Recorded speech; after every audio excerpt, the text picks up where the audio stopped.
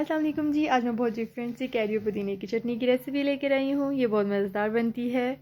चले आए इसे मिलकर रेडी करते हैं। Welcome to my channel cooking time with Anu. सबसे पहले हम थोड़ा सा पुदीना ले लेंगे, इसे अच्छे से वॉश कर लेंगे, और थोड़ा सा धनिया और एक दरमियाने साइज़ का प्याज, एक अदद हम सब्ज़ मिर्च लेंगे, इसे दरमियान से कट कर लेंगे। एक अदद हम इसमें टमाटर ले लेंगे। और ये देखिए, ये कैरी है। ये कैरी के पीसीस को मैंने फ्रीज़ कर लिया था। अब हम इन सब चीज़ों को एक जार में शिफ्ट करेंगे। मैं इसे ब्लेंड करने के लिए हैंड ब्लेंडर यूज़ कर रही हूँ। आप कोई सा भी ब्लेंडर यूज़ कर सकते हैं। ये चटनी बहुत मज़ेदार बनती है। आप इसे रोटी के साथ, चावलों के साथ खा सकते हैं, और फ्राइड आइटम्स के लिए तो ये बेस्ट है।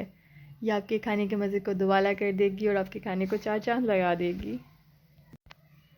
और अब हम इसमें half tea spoon salt add करेंगे, और हाफ़ टी स्पून ही हम इसमें ज़ीरा ऐड करेंगे। अब थोड़ा सा पानी डालेंगे। पानी बहुत ज़्यादा नहीं ऐड करेंगे, क्योंकि हमें अपनी चटनी थोड़ी सी थिक चाहिए। चलें इसे अच्छे से हम ब्लेंड कर लेते हैं। और ये देखिए जी, हमारी चटनी ज़बरदस्ती रेडी हो चुकी है। अब इसकी फ़ाइनल लुक चेक करें। अब हम इसे एक एयर टाइट जार में शिफ्ट करेंगे। इस जार में डालकर आप अपनी चटनी को एक हफ़्ते के लिए फ्रिज में रख सकते हैं और मज़े से खा सकते हैं।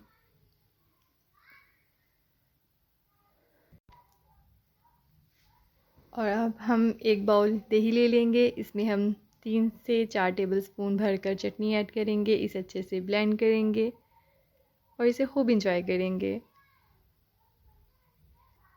आप ये खुद में बनाएं, अपने बड़ों को, बच्चों को खिलाएं, दुआओं में याद रखें, और मेरे चैनल को ज़रूर सब्सक्राइब कर लें। फ़ीमान अल्लाह, अल्लाह हाफिज़।